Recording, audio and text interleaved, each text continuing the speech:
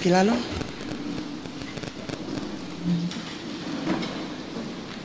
Tap ki e afio e o tua i ho tau lotonga ko e tamai ko e alo mo lau maali e. Tap ki he kere kere tupua o e ako mo e lotu ko whakatapu i pia ko pano ke te wai ai tau tup fefine o e whanua.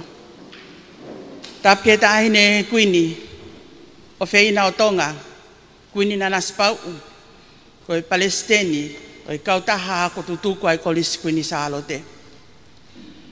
Tapi he pule ako malolo, hoa whaiwhekau. Pea koukole ke u whatapat ke he ngahi tuunga hono koto ape. Ka ata mo o kwa whainga mali ko ni whatongia e lototonga ke whakatau kei atu ai polo kalama o e whiawhini. Hange e koe ako mo mea i, tau whakakoloa ai hoa koe ni ake ai lea taritari pea ko whakawhe iai ai taha ai kau kolisi mu ai kolisi tutuku kolisi kuinsalo te sina vaipuna ke ne whai ai lea taritari o ko po aki i atu moi tau i ko whai mai ke tau tolu tau to e au sia rei o tau fu mai ke horo koe ni a ere mai mu tapu Whakawheta. Taritari rei tahine wheitu una. Ho mea mai he ahoni. Ke whai hono whakatapui. O e holo. Whia lahi au pito. Ai loto o koristu tuku. Koe kei mau whainga maarie. He kumau lawe i pe. Ai ngai whatongia. Ka iho. Whainga mari ke haere mai ahoni. Mau whiawhia kai tohe lahi ange whiawhia ai koris loro tonga. Whakawheta i atu he mea kotoa pe. Kai ki toi whaalawa ke lau whakaiki ke whatongia. Moi ngahi mea ke heke. O kumau i nasi ai. Ai kau koris tutuku pia umai ke mau whana. Koe holo foki, nai kamata koe hono langa, whai holo ai whenga ke kumi hapa anga ke whai ake hono langa. Pea, iai pe paanga mau he siasi, mau mai he kau koris tutuku, mau mai he akolorotonga, ke whai ake la. Kata i kai pe ke whiunga, pe whai holo whai kumio au ke pure anga. Pe au mai rewa he pure anga, ai ngahi whotu utu, koe ngahi me e te nau toko ni. Ka pau te tau whakaata e holo, o i kai ngata pe koe holo, ke tau wako e tau whanau, ka koe holo, ke ngau e aki, he community. Ha mea pe whie mau ke o mai ke holo, pea te nawanga na tōtaponi. Ko ia, nai tari rere ia e komiti ngāwe o ako ia mo i kau koristu tuku, ke pehe whakata pe holo ke ngāwe aki. Ko ia nai o mai lewa e tokoni ai pure anga, o whakafou mai i office palani. Pea ka mata hono langa, kai ke ngoi pehe koristu tuku mo i siasi, hei kai ke malawa he koristu tuku o whai pe ia nauto. Pea hala mai rewa i siasi, o puke atu. Pea neo ne whai ai ai ki whe tō aki, kai whakawheta i ko tō ape. Ko hie mau lawe i pe, mau tolu whir mātua koristu tuku.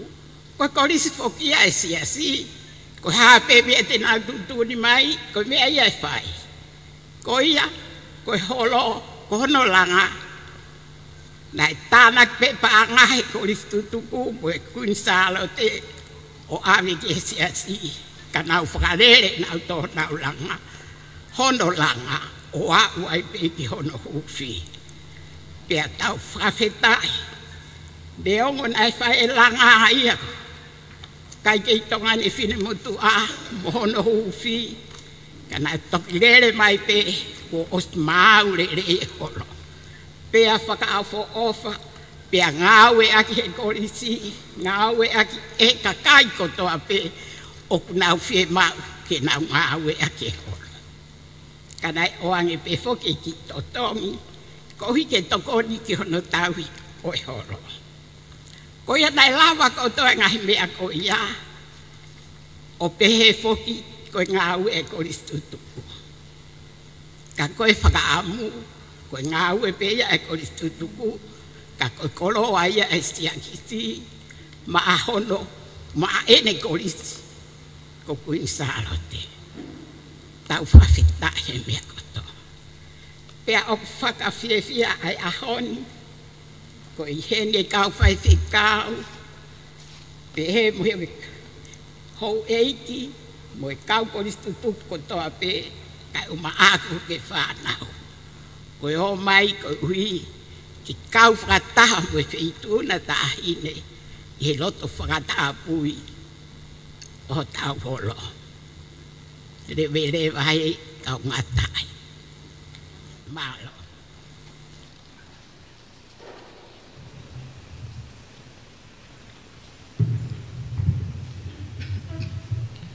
Malo at. Pagmali ko ni yung whakawhi i ai whaiwhikau, kene whai tatake ai tau lotu. Kamata e tau lotu o e polokalama ko e tau whatapui ai hole ko skun salate. E tau imi ko no nimangiau hongo fulu, nima hongo fulu ko koleat ke mo whamore ka mo mea ke tau hiva.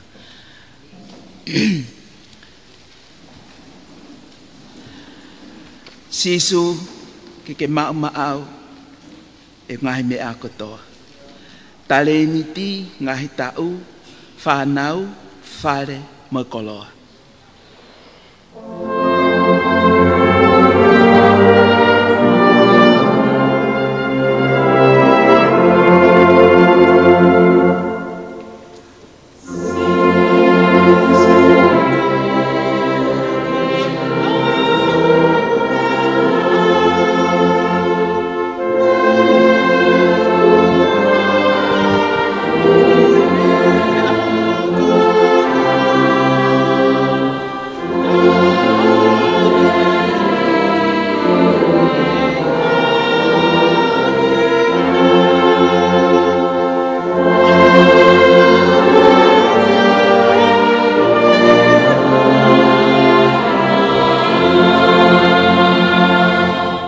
E sora nima, loto mo e ata mai, ko pure angai. Foko tu utalon yai, talai ho fatong ya.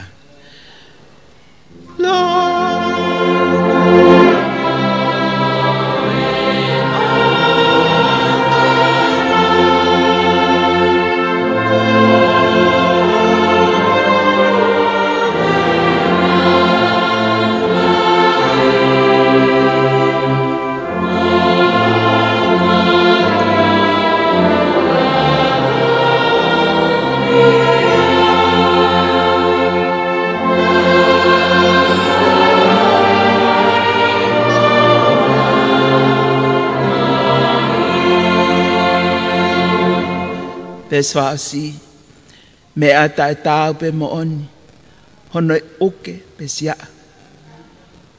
Oa eki e momoi, o si ok ngatanga.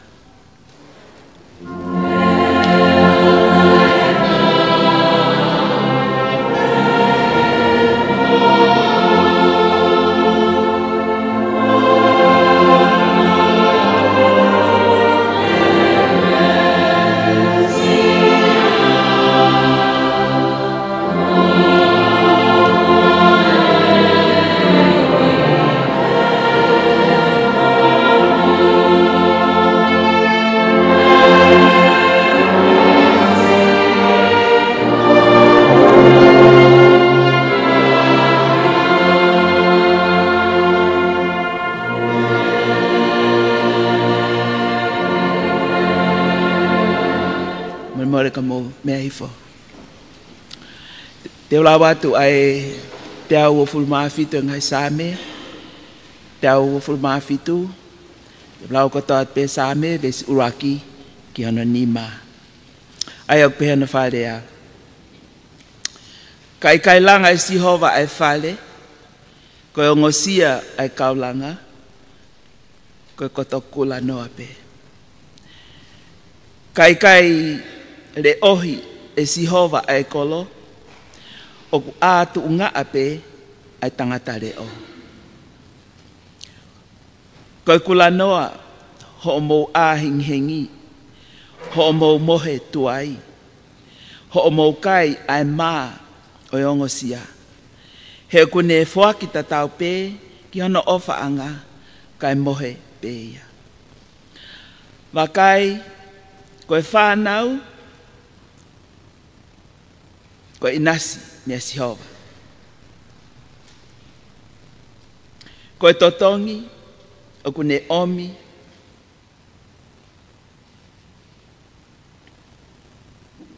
koe fua e manawa. Hange koe ngahi ngahau, i he nima o hatoa, pehe ai ngahi foha, o kute mau, ke i talavou kita. Monu ia ka koe toa, kua fonu e ne hofanga hau. E ikai ma ai whaahinga ko ia, o ka nau ka area mo nau ngahi whiri i e matapa. Amen. Ke tau loto. Ta tau mo e haa tua mafi. E mau whakataha mai ke ho ao, mau ilo pao. Ko koe pea ai otua, na e huki ai atu pou raki, ai toi, na e finangalo, ke iai hakolisi, ke a ko iai, ai ngahi whae atonga.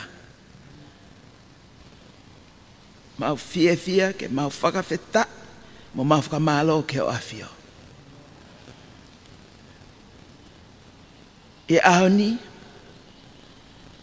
ko taine kuinu e taloni. Ko ye o Palestine, i ngā ue. Ko e whakatau lama, a le lei ko toa pe. O wala whai e koristutuku, ko hi ko korislorotonga. I ahoni, mau fia, nge pe ko tala e sa me. Whakawhetai mua. Ko ngahi ngā ue ko toa pe, na te kaki atu ki ho awhio. O au ki he whatongia ko eni. Ko toi whae toi huke o holo. Ko whae whakarerei. He kou hiuk mau teu kātoanga. Ye senturi o korisi. Whatau la mai taine kuini. Mo e pou o whae. E kotoa o koristutuku. Ngai komiti. Ko hi ko ngā o whae e pure ako. Kai maae toko ni pure. Ko whae whekau. Si kau ngā ue, ko mea te pū, a e mau whānau. Whawhetai na e toka pe mei mua, na e tala, ko e uhinga e a ko, o kakai whewhine, e seaswe sirana tau a taina tonga. Ke hoko ko e kau whewhine, ko ngahi whaere rei, ai whonua. Whawhetai ao ni, o kuiai ngahi whae a kore rei, ko e whae karistiane. Pak mau fia, lau e same o e ako ni. Ko mata i koloa ia ai whonua. Ak nau tolu ko e whanau, whakafou mai he manawa. Ka ihe a fio ai otua. O ku lava noa ke ikuna. Lava noa ke whakatau lama lelei e whae. Pe ak tala mai pe, ka pau o kuiai ha whae apasia otua. O ku monu ia ai whonua, ko uhi ko e whanau. Pe e mau ui ke te koe i aho kotoa pe o tua ko hiko e ape a koni. Na mo ngāo ke poupou ke taine kuini. He ngāhi whatongia kotoa pe. Lava pe ke tok whai pe a mui. Ka koe toka ngā ke whai ngā we ke taimi. Whai ngā we ko uhi ko siasi mo i tewe kātoanga. Centurio no e lotu. Mau whakawhetai ato tua. O kai hame aia e tō mui. mo oni a pite sa me na maui pe mo tangi mo kore ko ka ve ngai e tai ne kuini ka e ma ai ngai komiti ka e ma ai ka koristu tuku tua ma faka feta e au ni ma unu mai ke fai frata pu e ngawe faka ofa mo ngawe lai ko ma mata i hoa ko ni a fe tau la lo mo tu hala ma de ma oni taki mo mau lotu me mau frafeta i mo honga ko mau loto ai ngawe ko mau mata pe mana ke frata pu lotu mo hu mo kole mau fai yo wa fa pe sisu kalais ko mau eki mo mau fra mo ui amen.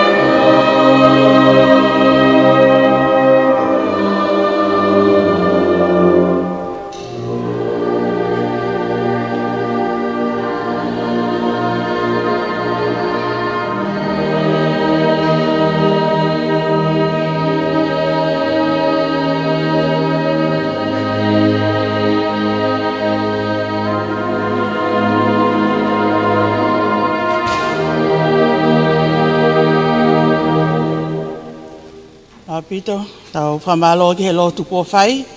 Pea he time koe ni o tau whakawhia ia e sekeritari lahi o e kau taha ako tutuko e College Queen Salote. Ke ne whakahoko mu a ha whakamatala ngā aue ki ngā aue koe ia kua whai ki he whale whakataha anga o e College Queen Salote.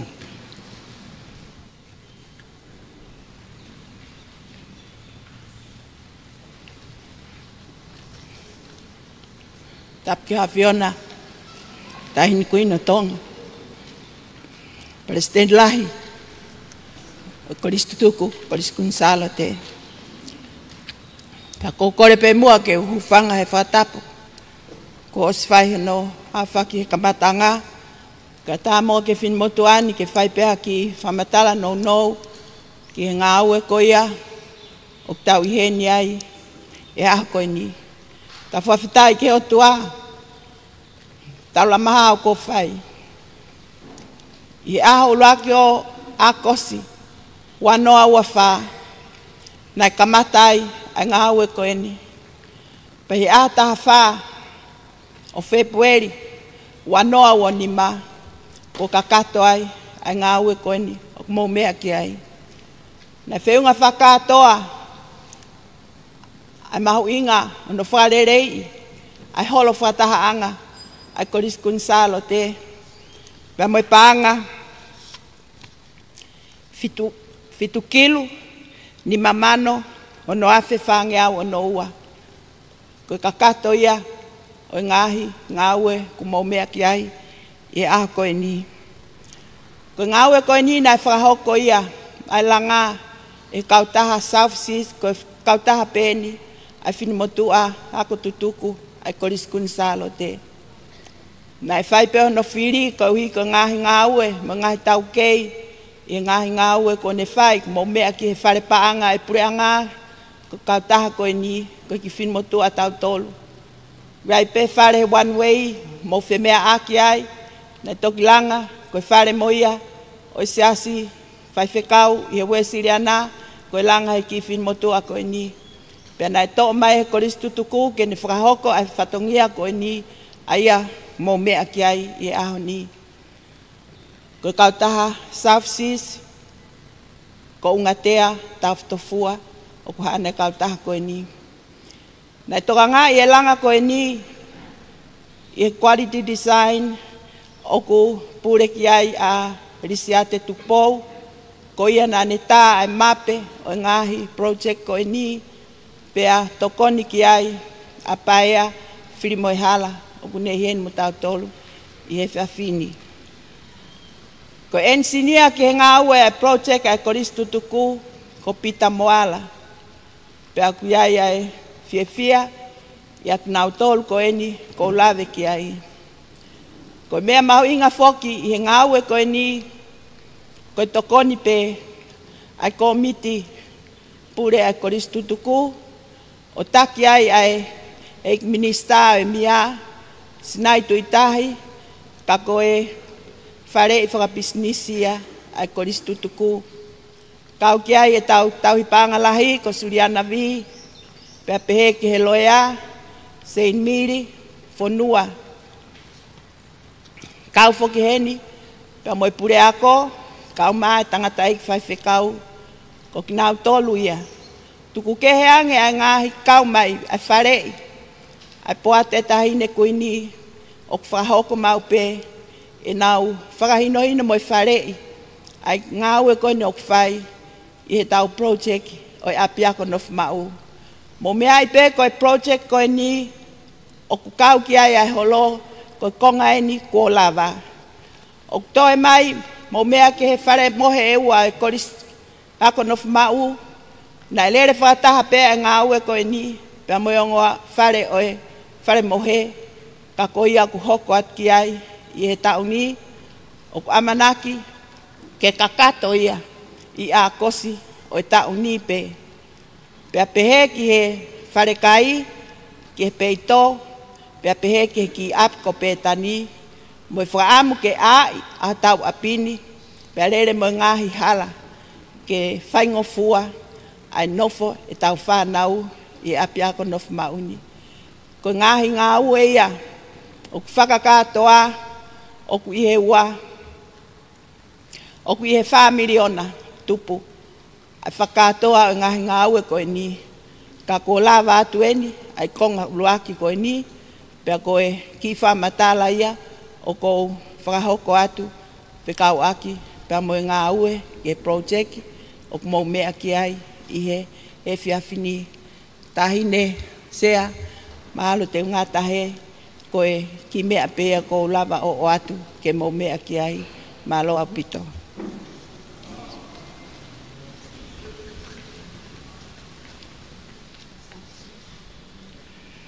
Mahalo o ku tapaspasi mua e sekretari lahi e Koris tutuku.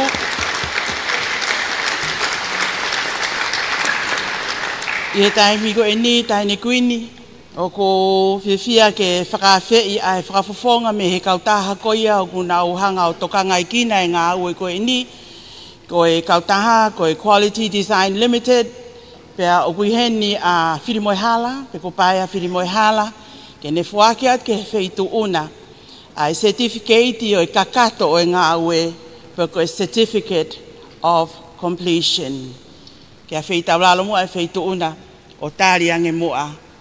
Ai kakato ko ia ngā aue kua whai ki he holo whamanato.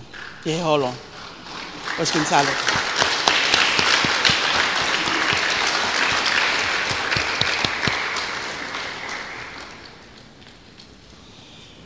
Malo au pito, e hoa koe ni o tau whakawhi I lewa ai whai whikau, te kene whakakato, ai lotu whakatāpui o ngā aue kua whai.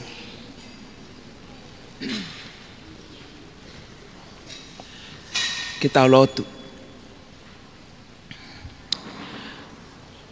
O toa mafi ka koe au niu. Ko koe e kamataanga, mo inga taanga o mea katoa pē.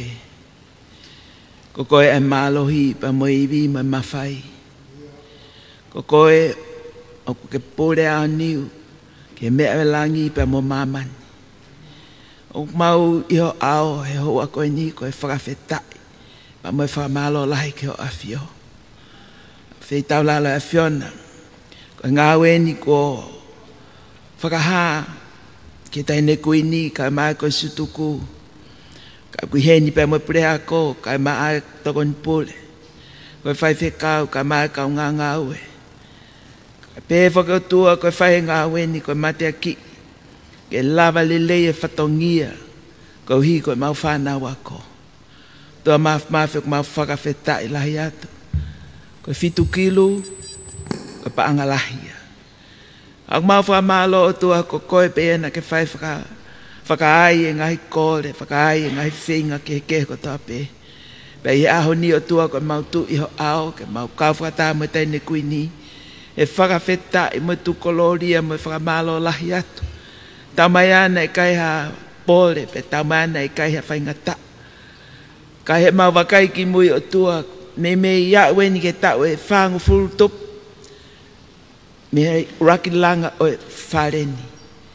Ia aho ni o mau whakawhia, pe mau whakawheta ia whakamalo. Ko toe whaihono toe langa, whakafo o, whakarelei. Ke mātu aki o ngoi pe e whanau a koko e lelei taha whai. Ko mate aki e kawei ngā, ke whakapapau, ko ke nau tolu mui mai. O ko I kai ha mea taha te nau tāla. Ko ke nau tolu na e mua mua, whaiho nau lelei taha. Pea mau lawe I pe o tua, ko e ako pe o whai he ape a koni. Uraki ke apasia lahi ke o afio. Pa ko apasia ke te koe te ke taki e koe, mo ke whakamonu ia. O inasia I mau tolu e korisi tuku, me popo whai ke tahine kuini. O tua ko mau wakai ke ngā ue, ko mau fia lahi. Kai ngata pene whakaofa, ka mau lawe. Koe whaina e mate aki, e unga tea ka maa kau taha. Ai langa, ka maa nau tolu na e whae whare I. Ak nau tolu na e whae whakafofua. E o tua maf, koe mau lotu e hoa koe ni. Mau whakawheta I atu. O stoka pe e awhiona kau ngā ue. O stoka pe e awhiona pa moha whaunga. Ke maua e paanga. Ke maua e ngai loto fie ngā ue. O mau lawe I pe o tua, lahi pe ngai whainga taa. Ka he mau tu uta I he ao ni. Mea mai taine kui ni. Ke whai e whakatāpui e ngā ue kua whai. Mau fie fia pa mau whakawhetai, mo mau whamalo lahi ke o awhio.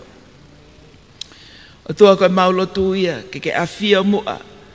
I he ngā ue ko toa pe e hoko atu ki ai, hona ngā ue aki e whareni. Pe koe polo kalama lotu. Pa koe polo kalama ako, pa polo kalama tala I whare ke mau whanau. Pa koe polo kalama ke si inasi ai pa mai ngai mātua ai whanau. E o tua maaf koe mau lotu a whio pe moha lau maari e mā oni I he loto whare koe ni. O mau lawe I pe ka paho I kai ke kau mai I ha mea pe e hoko. Ko hui koe kaweinga ai siasi ke a koe ngai whae. Ko ngai whae o kwako lelei pa ko ngai whae o karistiani. Ko ngai whae te nau hoko ko kau tanu maki o lelei. Mā te aki ai tui o tua. Whakapapau ko koloa o ke fuaki mai I manawa o fefine, o whai tōku ingat, ano ako I koriskuin salo te. Ko hi ke inasi, I lelei ke kotoa pe, whai ke whakatala noa e tohi sāme. Kai ke ngata pe ne malawa, ke le ohi, ai whale, kai ke ngata pe I malawa, ke matu uaki, ai tui o tua. Ka koe mea te pū, ho a fia koe o tua mafi, ke malu, mo ke tau, mo ke moi, ai tau tangata ko toa pe o kumuiaki mai. Bo osi atu, ai tau tangata, me tau tangata whaa koe whaango fluita. Ai ngāwe ai whare koe ni, I he tau whewhine, ba mo tau waku kohiri. Si kau whai ako, iai mo kau pure ako, iai pa mo si ngai whae, I he aho ni, ne nau osi whai, nau tau nau whatongia. Tō mafi ko mau hapai atu. Whatongia o take te ne kuini, kuina naspau. Ai tō anga he tapa ke koto ape. Ke lava whatongia am ho a fio mai, o whai ake ai le rei taha. Aho ni pe koe aho I kuna, koe aho ke mau fia, koe aho ke mau whaiva, koe aho ke mau tukoloria, koe aho ke mau whakahatu ke a fio o honga lahi. Aho toko ni ke mau tolu. E whatongia ko e ni.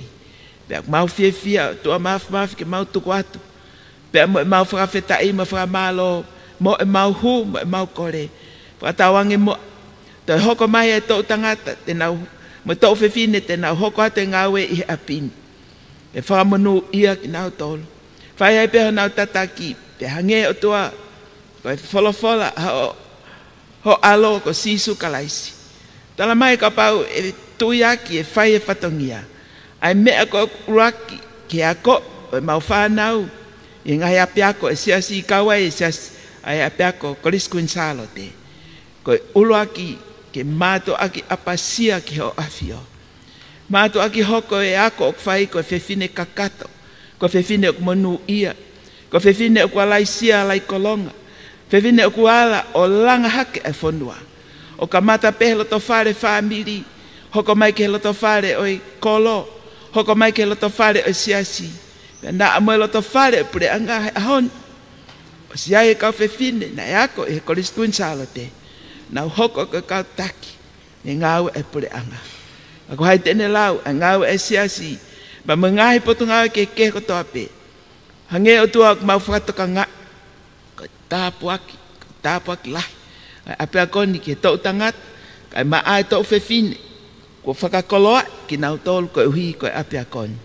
O tua maaf ko mau lotu ia, pai mohano tāpu aki make. Tāpu aki ai nau tolu ko toa pena e whak mai paanga, me I muri, whak mai paanga me ngai sias ke.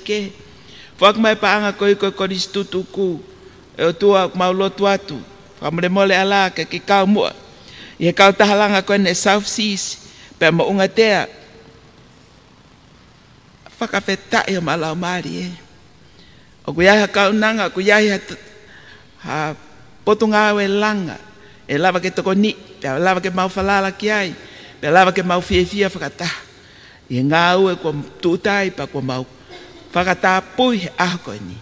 O toa mafi, koe ngau e ko toa pe ape a koe ni koe mau whakaamuia.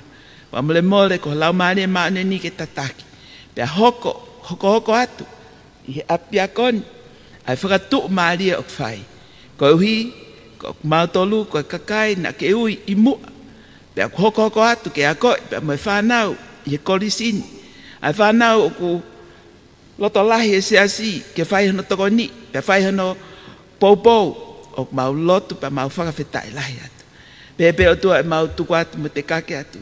Ai ngai whatongia koto ape hanga atu. Ko ka mata anga peni, o ngāwe. Hange ko whakamata ala mau whanongo ki ai. Ai ngāwe ko tuku angi he tahi ne kuini, ke hoko ate tokanga ki ai koristuku. Hanga mai whare mohe, kai mai whare whi mea toko ni, pe maa pe tani. O tua mafi, mau fia, ko mau lave. Ko ngāwe ko ne mau whakatapui e ahoni. E hoko pehe atu, ke a ua ikuna, ki mua ia, o mau kātoa ngai, ai senturi o e ape ako. Tua koe mau lotu mau whakawhetai lai atu. Mau huwhekina tua si kau ngai mātua ai whanau pa moe pōpōk nau whai mai.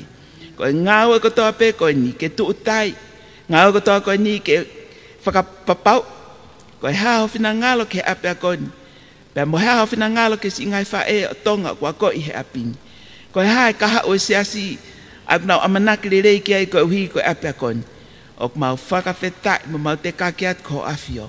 Pa mole mole ala afio na ka ke whai moha no tāpo e kina. Ngāua koe ni kua lava. Pea ka mau ka hoko atu ki ngai ngāua e hoko mai. Ke pehepe o tua e tau whea ao pa mo whio hitu mau mo afio. E ki e koe lotu au mau whai. Whai ai peha no tāpo e kina. Tāpo e kina pa whamanu ia. Ai ngāua e ku hoko hoko atu ki ai e tahine kuini ka maa heo eiki. Ka maa e kau koris tutuku. Whatawange peho mau loto mo mau whakau kau. Ko mea kotoa toa peo ke afio mai. Ko mea kotoa peo ku ke osi tuku mai ke whai kai ngāwe. Pe tuku mai ke whaka hoko lelei. Pe whakamonu ia ia ke whanonga o whai taimi. O mau lotu ia mo e mau whakawhetai. Mo e mau hupa, mo e mau kore. Ke ua mo e ngata he i taimi. Ka ke au sia e whewhine korisi kotoa pe. E korisi kuin salo te. Ai mo uita e ngata hili. Ai whanonga i he ape a koni. Pa mo e whanonga i a taimi. Lotu ia pa mo e hu, pa mo e whakawhetai. Pa mo te kake atu e ngā weni ke whaihano tāpa i kina. E huafa pe o sisu kalaisi, koho mau eiki, pe mo mau whaka mo ui. Amen.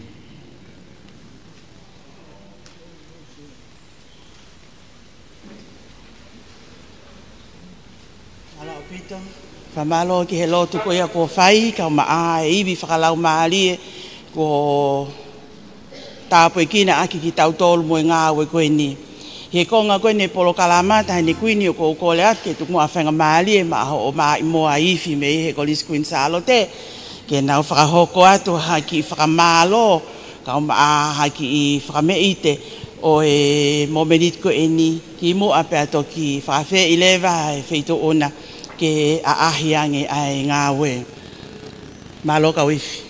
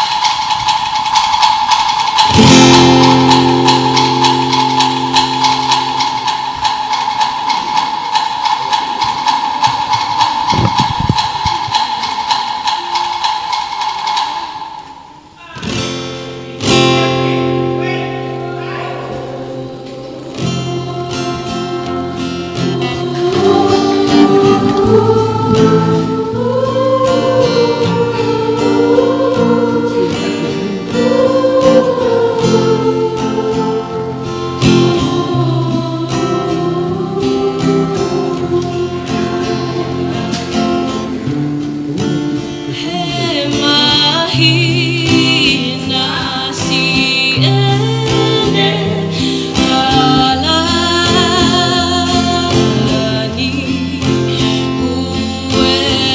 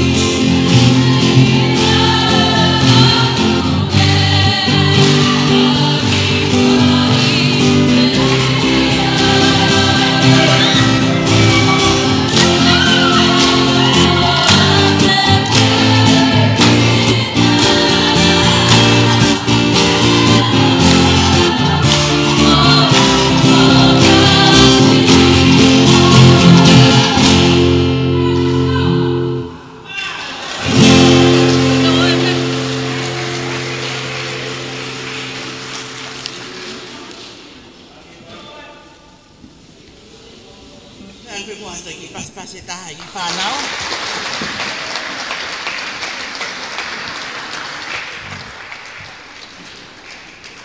Tahine koe moko aho ia hengi o seni tūri.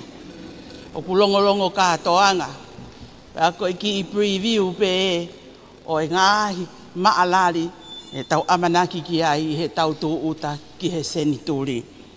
I he momeniti koe ni o ko whakawhi iai ai sekeri tali lahi ka au maa ai project manager.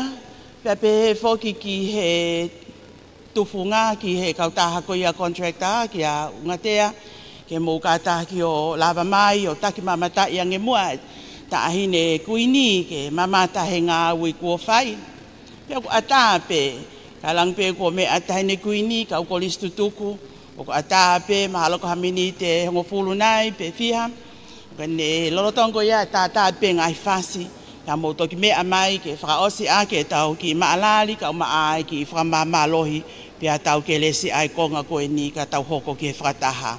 Ka wifi, ha tau ki foi fasi a tau tolu, ko hi ka e lava atu e kau taki mamata. Malo. O te tani regi taha tope umo bea mai ki he whamwharanga tonu o e whiwhini. Pe mei he holofu o koni. A whea pepe mo e Kunsalo te. Ni toki osi koni hano whalerei I. Pako mai ni whaka koe tuua ni koe ai holo motu ape. Ka koe lahi apite ngāwe koe ni whakako ki ai no whalerei I. O ka kei no taila fo o, ko no wari fo o, ko no whetongi ngahi papu o popo. Pe whoki kei ngahi ngau kei kei pe. Kau kei pe monolanga po ngahi whare whetongi fo o ke ho. Whanau wako, ka maa whoki ai ngahi pafus po ko whanau na pakatoia. I he ngau e koni ko whalerei. I he kautaha koni nau whalerei ai ki ngau e koia.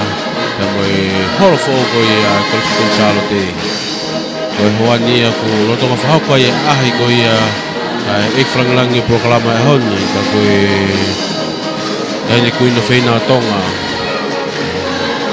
Kuini naspa utuwaho. Kune haere takai holo. I he holo I he wani. E whahauka e ahi. Pe moene awhio ki he ngāue. Kuo lava. Main me whoki koe tu koe ploseki koe ni. Koe no langa koe a pamun whalerei. Koe holo ne kau ia. E konga uraki koe ia koe ploseki. Ai ku kau kai I he konga hanoa ia e langa koe ia ngai whare mohe. Pea moe kau kai pea moe ngai whare ngahi mea toko ni. Ki he kau ako na whumau. Pea koe kau aki ai pea moe langa koe ia. Oe api ako e no whalerei. Ngahi loki ako. Ako whaukai ahano namua. Mo deu oe kaha oe whanua I he kolesku konsalo tu. Pea ko tā pea ngāri pe ia pea moe kātoanga e honi e mahino. Modol ko ia mo mea mai ko ia. I he taimi ko tā pea whawhawa tai whamawhola ko ia pea mi he tau pesi Facebook a Broadcom FM 5.5. Ka mawho ke tau Broadcom FM Broadcasting. I he lele mai ko ia ngahi konseti he tau ko osi. Wau mai ki he whasosi ko ia ngahi konseti ki he tau ni. Whalaulawa ko ia ngahi konseti whenga paanga. Pea mai Koliska Konsalo te ino te waki ko ia a siupeli. Tau te au ko ia Kolisini. Ake ko e ahia ki he ka mui ko ia whare uai ngahi whare fo ko langa. Pea whanau nau kakato ia. Ngahi loko whetongi fo ka mawhoki. Loko kau ki heni langa ngahi mea maluki. Kau ki ngahi fire extinguish. Kau ki ai pia moe hosi vai fo no whapapau I koe ia malu e whaleni e mo e whana wako o ka hoko hawela.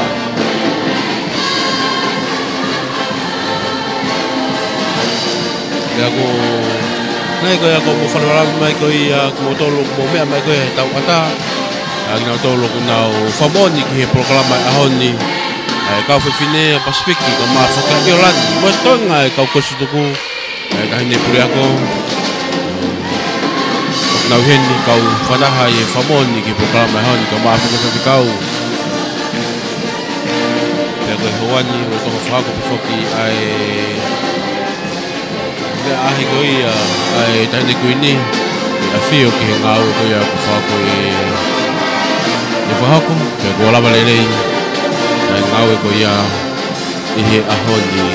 Waina pifoki, koe koe whalamalawe, koe au ngani koe ia ngahi loi matamine tō, ka māwhoki, ai ngahi tūmta ne tō, pe me ngahi rako whare masiwa, o ki ngā tōle ho eki kore sutuku, koe ahoni, kuongo ai, ngahi ofa katoa peni whakahoko. Hoi krustuku, kai ngata pe ai, ka mawhoke hoi krustuku, ngahi korisi katoa pe, o kau ki ai a tere, ko toloa. Mo ngahi ako katoa pe, ne mo wala nima, o whakahoko hatokoni I ngahi konseti whingapaanga ko ia. Konseti ko ia siuperi, e tau lere takahi holo ai, I he tau ko si koni ko mai ai ola o kamata ke asimai ano whakafofa ngahi langa ko ia ne whahako kai e seniti ne whahako ai tātānaki pia mo pia ke atuai ai hoegi ko sutuku ai nau whatangangi ni whakahoko I he ngahi kolinseti whingapaanga.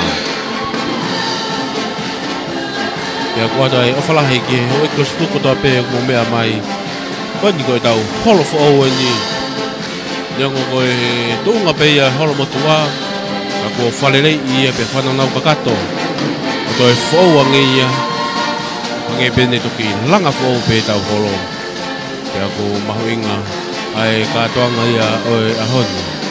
Tau tui ko lava lelei ai awhio e tahine kuini naspau ke he ngawe pāngonga ko ia ko lava. Whatonga ai liri ulahi I he holo ia e ngahi wari Mawhoke ano whananau I uhila, ngahi uhila fo'o, ka mawhoke ai ano whakapapa fo'o ko ia ai loto holo. Kau kia ibe mai sound system fo'o, ko si install ia I loto holo ni. Kamalo ki he tahine kuini I he ahi ai ngā ue kua whai, te ape he whoki ki he kauiwhi I he whakawelewela. O e maalali e ahkoen. Hane kuini u tau hoko atu ke konga koeni o no whahoko e ki whakamokomoko. Pea pehe whoki ki he whakameite. Pea ko whiawhia ke whakawhe I atu a e sea fo ou o e kautaha ai mātu amo e kau whaiako ko e whaiwhekau ko te vita tari mafi. Ke ne kātaki mai o whaiange halotu whakatāpui o e whakamokomoko mea tokoni koe ko teu. Ya tau toki hoko atu ai. Ka taki o pasipasi mai e sea fōu e tau PTA.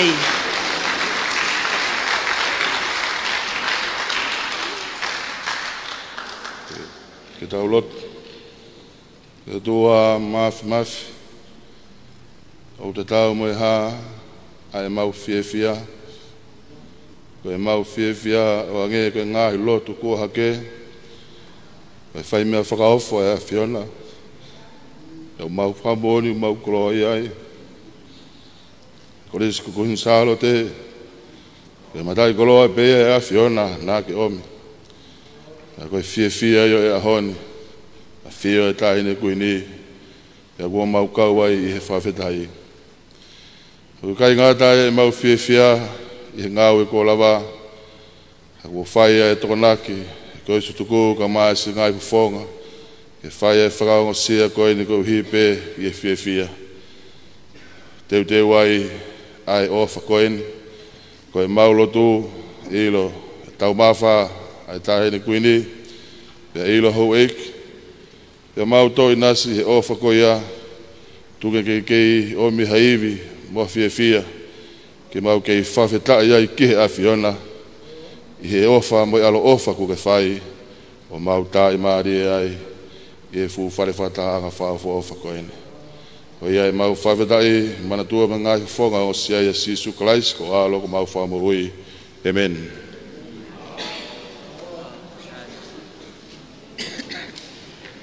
Mala o pita. Ko le peki he kawifi ke nau kata ke o maha ki foi fasi. Ko le ake he whanau ke mo kata ke o lava to tokoni ke tiu talahi. Ko hi ke omi ai pa moko ko ia ma ai kau a whakawhe. Pea hiki fok pea mo ilo ta hene kuini. Pea ka ilangi pe ko ose fasi pea lava lelei o mao mea tokoni e toki omi lewa tau ki whakame I te taha. Malo. Kei tu'u e polokalama ki houani pe vai whatawangi pe ko tang lele tu pe tau whapawhola ki hatapa pe ku ki mea mai mi ai ki hui e tau pe si Facebook a Broadcom me Pembroke Fit.5 Broadcasting ka maafo ki tau le tio Fit.5 ka mihi holo fo ko ia e toki whapahano tāpua ki tahine whewhi kau milana puloka o hen fo ke ho ki ko so to ke famoni ki he programa pe mo langa o koni o fo hako e he komiti ko ia ke ko so to ko ba fo ki ai komiti ke PTA e menga hi va nga o ko to be e ko so kun salo te ke nei e bene ko usane luani ka ma fo ki e ka fo smalo mo to nga na dol ko popo ki he ka to nga a hon ko ia kai whatawangi pe o kua tak lere ia tu pe whamawhola ia ki hatapa ku ke maua ia ui ai Fit.5 kada osi pe hele tio Fit.5 ka maafo ki e tau pe si Facebook a Broadcom FM Fit.5 Broadcasting ku ia kai a hawani aku lo toma whako pe e whakabere mea la ia ai hoi ki kosu tuku o mafoki me ngahi fasi mari au pito ko tuku mai ka wifi pego eu fatonga e done nai o kau ia e me fone o fatonga e nai hen ngahi nau fo o ia heifi pego e pego e tui ko ta hania ngahi me ofa o kau fata hai mo holo kau e seti nafa ko me aifi o fo e ko si o ko ai a asi mai be me he fana wako ko ni o mo kau ifi ai na ko lo tonga ko sko kunchalo te ako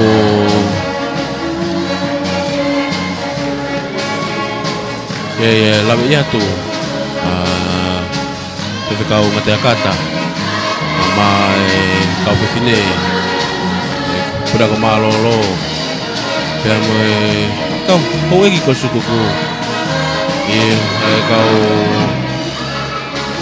kau mu e ako faha na fefia pe mo na popo ki ngau e ko ya ko lava o ko mahino be foki hange ko ya o tau fala ve ai fatu ai fenga ta ko ia ke fra ke os hangawe ko lava ke fahoko rarana ki kai haseniti ke fra hangawe pe ko tau silong ai fenga ta ko ia ke lava ngawe ke lava lele koni ko kamata ni ko ia ai ha mai ai seniti ko ia de fa quando tá na que coisa com chalo te ka ko suku pe aku ha mai ai ai mahino pe mau ngai foto tu ai koleksi kun salote ai aku sia pe ai ai ni kuini ni koleksi tu ya wada afalahi ke te moto ko ta pe o koleksi tu ko mo me mai ni moto ofa ko si pe mo Sofia ai ka o fa nau alo dongan okay fa ko pe foki ano tu fato ngai fa moko ama foki e tau ma fa ta ni kuini kun nas pa tu tau ma fai pe ilo ya wiki ina sai be mai to ngaki na tolo o kunau me ai holo e po e me fini ka fataha e mo ki tolo e fa boni ke ngau e fa fofa pe mo ngau e magonga ko tau lava i a honi hoani tu mo ke tau ki fa no he ke ka wifi e nau tu ku mai tau ki fas pe mo tau tai pe ki he lava le ko e fa mo ko programa a honi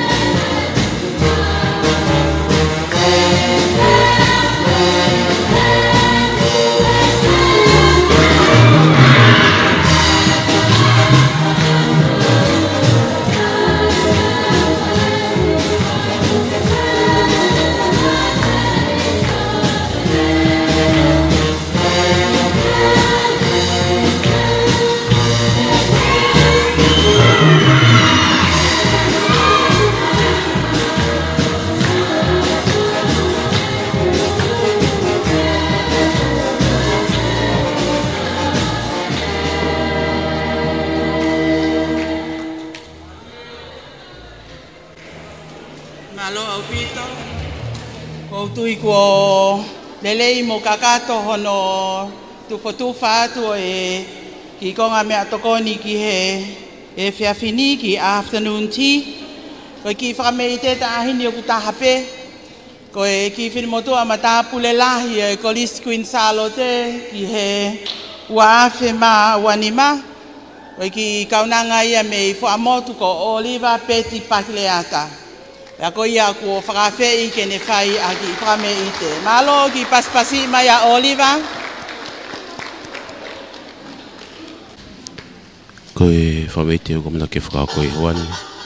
Ko e tau olonga ia e kaine matapule lahi e korisi ke tau wafu wadi maa.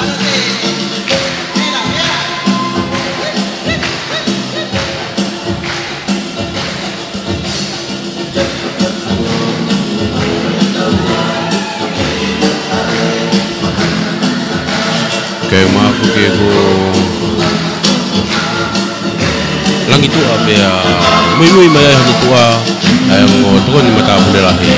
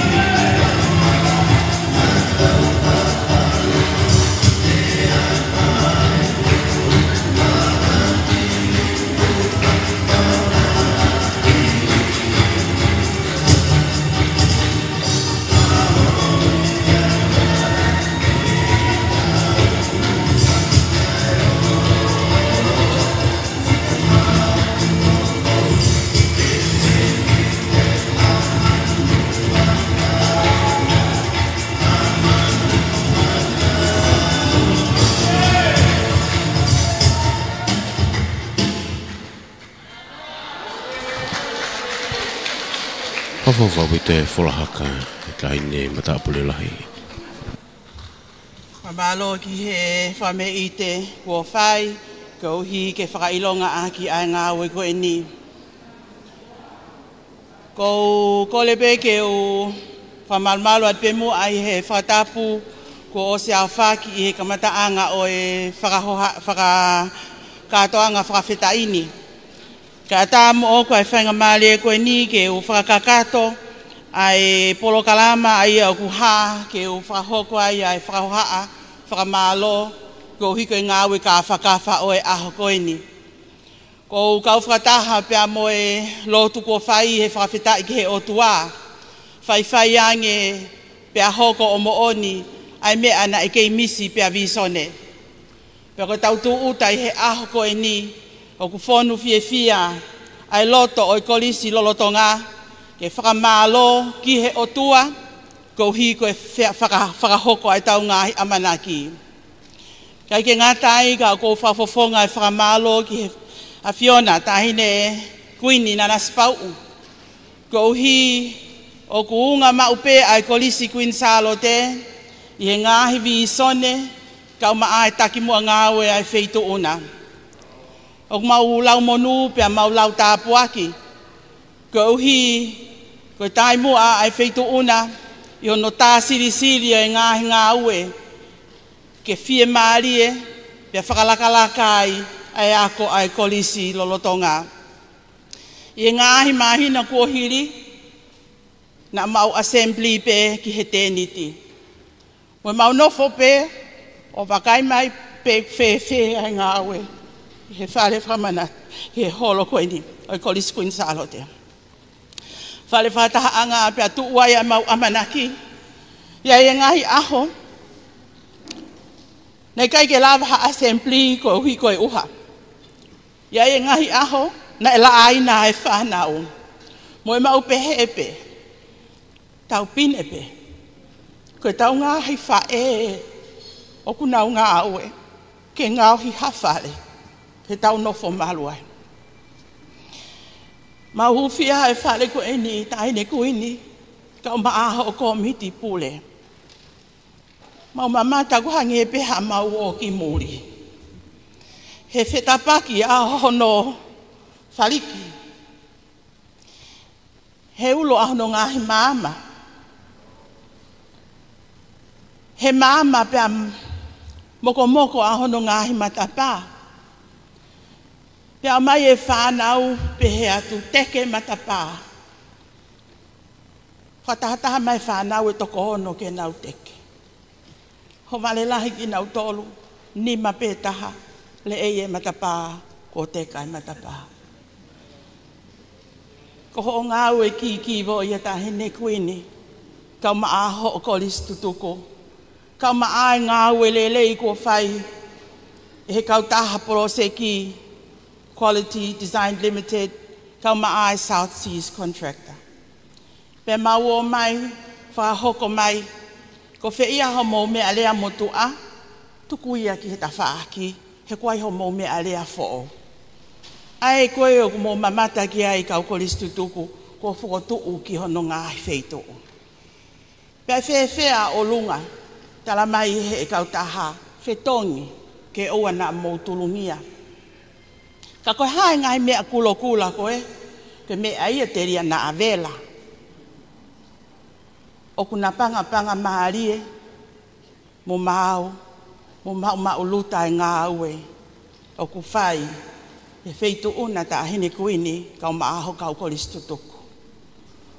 Tā lai tūtu uni ane nai, ana wako, teu ke tā uo assembly, i he holo, i he aho mōni te. Pasi fie e whanau.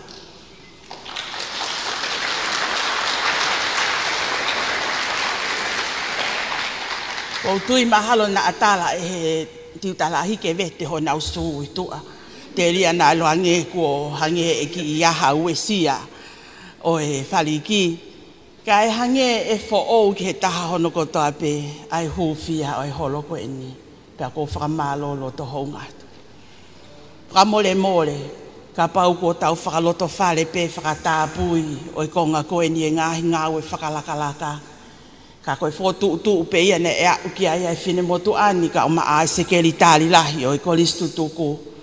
Tau whakaloto whale pe, he hoko pe, ka tau toki hanga hūwhia whakaluku fua. Hange koe o ngongo ku whai, a o kosi, ka kato ai e ngāhi whale mohe, te tau toi, i toi mea mai pe tahini kuini, ka maa e toi ngai ka ukolistu tuku, 8 minister, ka maa e tui whamaulahi, pia pe e whoki ke a Lady Luciane Luani, ke tau, whai ha tau maalali ko hui koe whale mohe, pia ka iloangi ko kakato a pētani, pia moe ka o maa a hono ngahi, whale kai, ti se mai au tau tui, ko tau mau ki tau tol ta hine kolis fefine kolis kuin salote ke katoanga fia.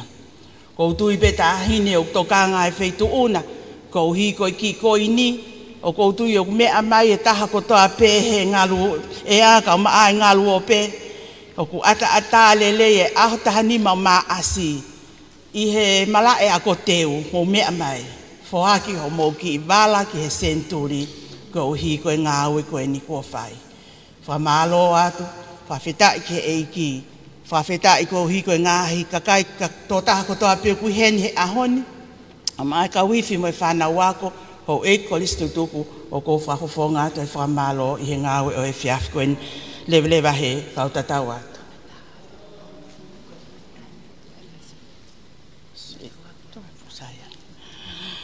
Ko e whakahoko mai e ofa ko tō me he tahani kuini, whiunga mo e paanga e taha whe te au, ko e whoakia mai tau whanau sipoti. Ka tāke o pasipasi mai.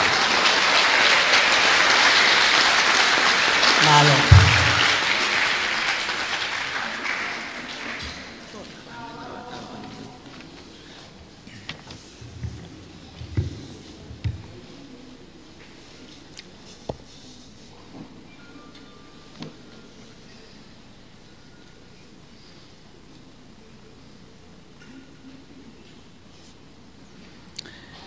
Tau hiwa tuku, e konga koe ni, himi ni mangia ono ngofuru maa ni mahimi, pamole more ka maumea ke tau hiwa. Ni ma ono ni ma. Si isu, na e polo i mo o, hoklau maa rien. Si o ki e tai hou, e mei ngoto hen. Puke si isu o fufu, lolotonga e a wha, pe au mau tau langau, whaki ki o fata.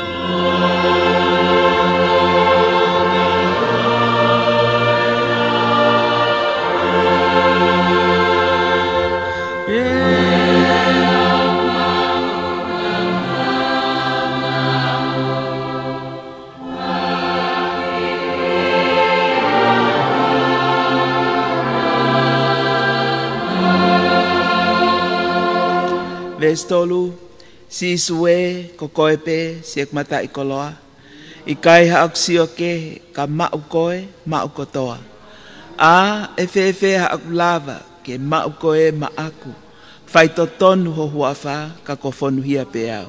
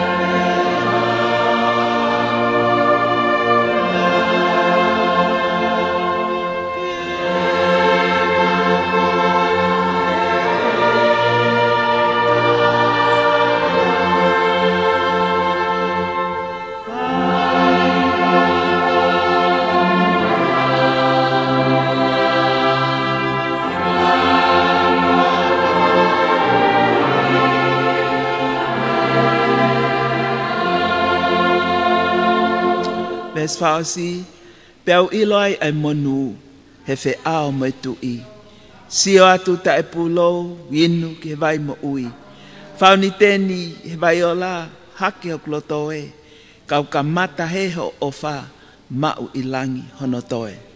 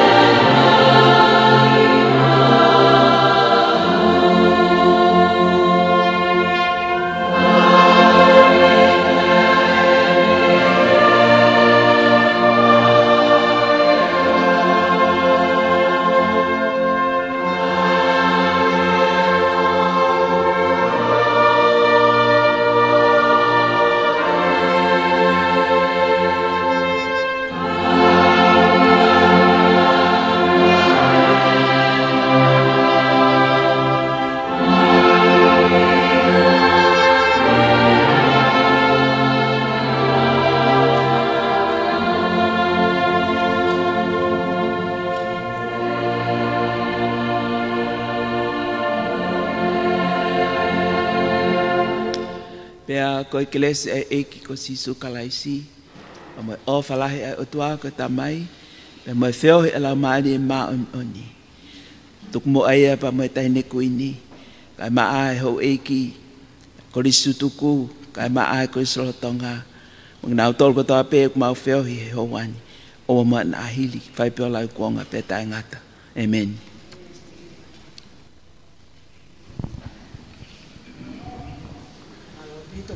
Ke o mea e whipeki lalo. Whafofonga te whakamalo i e lava lele e ko ngā uluaki ko ia o e tau tāpua ki i whale. O tau hoko at lewa hen ki he whakataha. Pea hoko le pe ki he kau konstituku e lava mai. Pea nge ko mo wea mai ki he whatau ke programa e hon. Ko e ngatai e ko ngā uraki e ku ngatai pe mo e tau whamawhulai. Ko e hoko atu ia.